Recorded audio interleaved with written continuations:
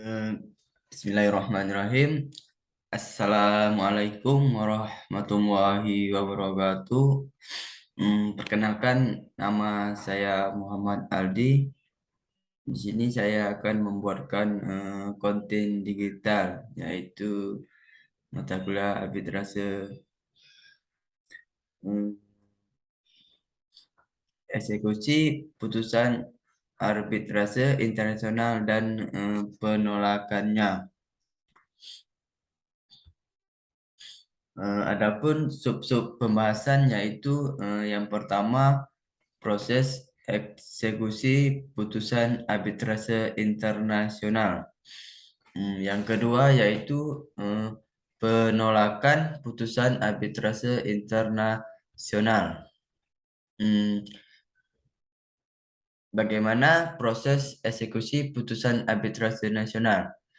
Putusan arbitrase dijatuhkan memiliki peran yang penting dalam rangka pelaksanaan putusan arbitrase yang dijatuhkan tersebut. Setiap putusan arbitrase yang dijatuhkan di luar suatu negara di mana putusan arbitrase tersebut dimaksudkan untuk dilaksanakan dikenal dengan latihlah arbitrase internasional atau arbitrase asing.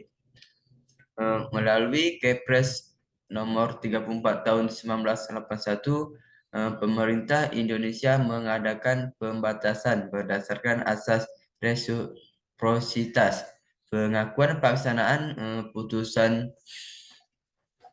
hanya diberikan pada putusan-putusan arbitrase yang dibuat di wilayah negara-negara lain. Pembatasan selanjutnya ialah bahwa konvensi tersebut hanya diperlakukan atas sengketa-sengketa yang timbul dari hubungan-hubungan hukum yang lahir secara kontraktual atau bukan kontraktual yang dianggap sebagai komersial menurut hukum Indonesia. Konvensi membuka kemungkinan untuk menolak pelaksanaan suatu putusan arbitrase asing dalam hal-hal berikut. Yang pertama, perjanjian arbitrase yang dibuat tidak sah atau invalid. Yang kedua, satu pihak tidak memperoleh kesempatan untuk melakukan pembelaan. Yang ketiga, yaitu putusan arbitrase yang bersangkutan tidak sesuai dengan penugasan yang diberikan.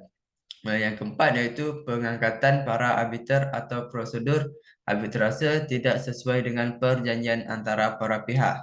Yang terakhir yaitu putusan arbitrase bersangkutan belum mengikat para pihak atau telah dikesampingkan di negara di mana putusan tersebut dibuat. Dalam pasal 5 dijelaskan bahwa putusan arbitrase asing dapat ditolak apabila pejabat yang kompeten di negara di mana permohonan pelaksanaan putusan tersebut diajukan menganggap bahwa yang pertama, masalah yang dipersengketakan tidak dapat diselesaikan melalui arbitrase menurut hukum negara tersebut. Yang kedua, pemberian pengakuan dan pelaksanaan putusan arbitrase luar negeri bersangkutan akan bertentangan dengan ketertiban dari negara tersebut. Meskipun pemerintah Indonesia telah mengeluarkan Undang-Undang Nomor 5 Tahun 1968 dan Kepres Nomor 34 Tahun 1981, ternyata bahwa permintaan eksekusi atas putusan arbitrase asing telah mengalami kegagalan. Banyak keluhan dan ketidakpuasan yang dilontarkan oleh pihak asing terhadap sikap peradilan Indonesia yang menonjol untuk mengeksekusi putusan arbitrase asing. Akibatnya, Mahkamah Agung akhirnya mengeluarkan Peraturan Mahkamah Agung Nomor 1 Tahun 1990 tentang tata cara pelaksanaan suatu putusan arbitrase asing. Dengan keluarnya Perma Nomor 1 Tahun 1990, tidak ada keraguan lagi apakah putusan arbitrase asing dapat dilaksanakan di Indonesia. Perlu dijelaskan bahwa dengan dikeluarkannya Undang-Undang Nomor 30 Tahun 1999 tentang arbitrase dan alternatif penyelesaian sengketa, maka tata cara pelaksanaan putusan arbitrase asing yang diatur dalam Perma Nomor 1 Tahun 1990 dinyatakan tidak berlaku sepanjang telah diatur dalam Undang-Undang Nomor 30 Tahun 1999. Menurut Undang-Undang Nomor 30 Tahun 1999, suatu putusan arbitrase asing dapat diakui dan dilaksanakan di Indonesia apabila satu putusan arbitrase asing tersebut dijatuhkan oleh arbiter atau majelis arbitrase di suatu negara yang dengan negara Indonesia terikat pada perjanjian baik secara bilateral maupun multilateral mengenai pengakuan dan pelaksanaan putusan arbitrase internasional. Putusan arbitrase internasional tersebut yang menurut hukum Indonesia termasuk dalam lingkup hukum perdagangan yang meliputi perniagaan, perbankan, keuangan, penanaman modal, industri, dan hak kekayaan intelektual. Yang ketiga, putusan arbitrase asing tersebut tidak bertentangan dengan ketertiban umum. Yang keempat, putusan arbitrase tersebut telah memperoleh eksekutor dari Pengadilan Negeri Jakarta Pusat. Yang terakhir, putusan arbitrase yang menyangkut negara Republik Indonesia sebagai salah satu pihak, putusan tersebut dapat diakui dan dilaksanakan apabila telah memperoleh eksekutor dari Mahkamah Agung yang selanjutnya dilimpahkan kepada Pengadilan Negeri Jakarta Pusat. Bagaimana penolakan putusan arbitrase internasional? Satu, alasan permohonan penolakan eksekusi terhadap putusan arbitrase internasional. eh, Penolakan putusan arbitrase merupakan upaya hukum berupa menolak pelaksanaan atau eksekusi atas putusan arbitrase internasional. Pengadilan di mana aset atau barang berada, adapun upaya hukum pembatalan adalah pihak yang digalakkan dapat mempermasalahkan putusan arbitrase internasional yang telah dibuat. Permasalahan yang dimaksud dapat dilihat dalam pasal 70 Undang-Undang Nomor 30 Tahun 1999 tentang arbitrase dan penyelesaian sengketa alternatif. Selanjutnya disebut dengan Undang-Undang Arbitrase. Sementara dalam hukum nasional Indonesia, alasan untuk dilakukan penolakan eksekusi putusan arbitrase internasional didasarkan pada tidak terpenuhi syarat-syarat yang tercantum dalam pasal 66 Undang-Undang Arbitrase.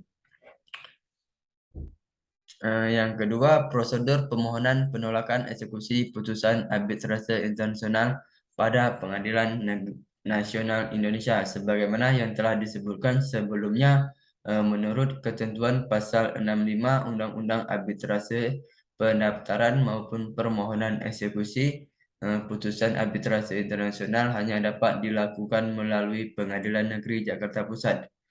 Putusan arbitrase internasional yang dapat dilaksanakan di Indonesia hanyalah putusan arbitrase dari suatu negara atau arbiter yang terikat pada suatu perjanjian mengenai pengakuan dan pelaksanaan putusan arbitrase internasional dengan Indonesia. Ketua Pengadilan Negeri Jakarta Pusat berwenang untuk menolak permohonan pelaksanaan putusan arbitrase internasional apabila pelaksanaan dinilai bertentangan dengan ketentuan umum, apabila Ketua PN Jakarta Pusat mengabulkan permohonan eksekusi untuk pelaksanaan selanjutnya dilimpahkan kepada Ketua Pengadilan Negeri yang secara relatif berwenang melaksanakannya.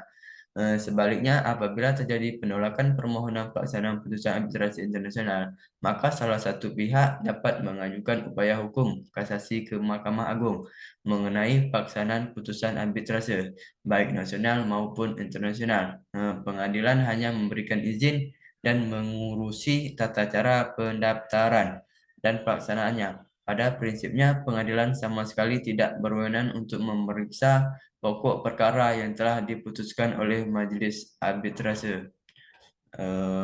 Mungkin ini saja yang dapat saya sampaikan di konten digital ini tentang eksekusi putusan arbitrase internasional dan penolakannya. Terlebih dan terkurang saya mohon maaf dan saya akhiri. Wassalamualaikum warahmatullahi wabarakatuh.